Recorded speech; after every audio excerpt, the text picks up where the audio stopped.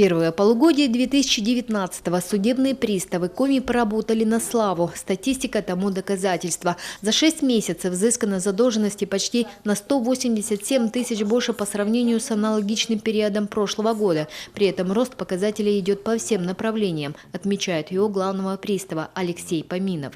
Во-первых, сотрудники управления стали чаще выходить непосредственно к должникам домой.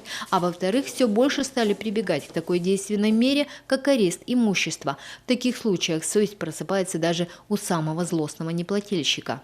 И у нас есть случаи, когда наши должники во избежание каких-то неблагоприятных для себя последствий выплачивают одномоментно суммы долгов, которые измеряются сотнями тысяч рублей. То есть и 200 есть тысяч рублей, и 300, и 400 тысяч рублей. То есть человек просто забыл.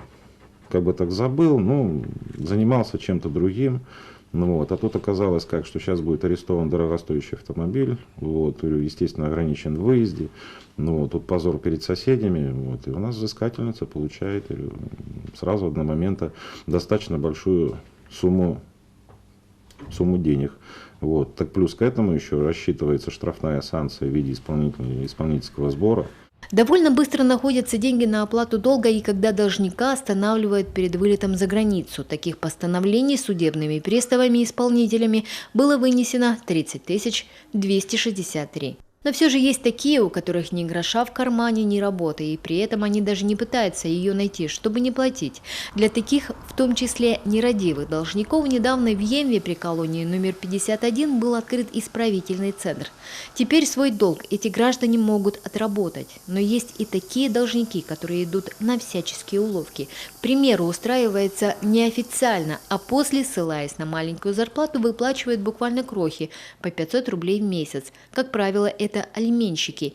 И тогда приставам приходится выяснять уже через третьи лица, сколько же реально получает ответчик. Я направил постановление по второму отделу, наверное, уже посмотрели. Да, и досылом еще по Ежи направил. Посмотрите, пожалуйста. Кстати, судебные приставы нередко подвергаются нападениям должников. За первое полугодие таких случаев было 3.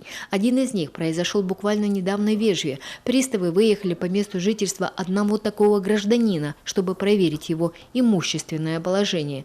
Крупный мужчина, увидев хрупких женщин-сотрудниц, решил запугать дам и применить к ним физическую силу. В должности пристава наша героиня работает уже более 1,5 лет. Успешно прошла первоначальную специальную подготовку. Хорошо проходит занятия по специальной подготовке, которые проводятся в штатном режиме. Не растерялась, оценила характер и степень нападения, применила электрошокер, обезвредила нападавшего, привела таким образом его в чувство. Человек понял, что здесь, наверное, все-таки правда не на его стороне.